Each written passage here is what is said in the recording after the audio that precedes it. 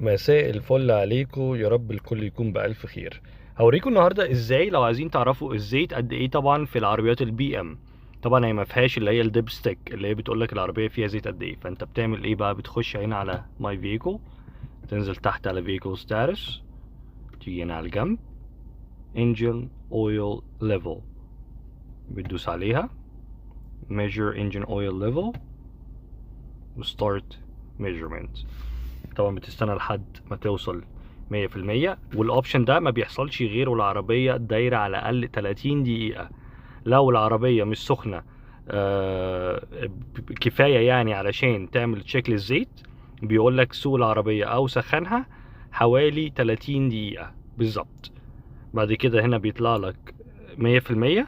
بعد ما بيطلع لك 100% بيطلع لك هنا سهم كده يقول لك على الماكس فوق ولا يعني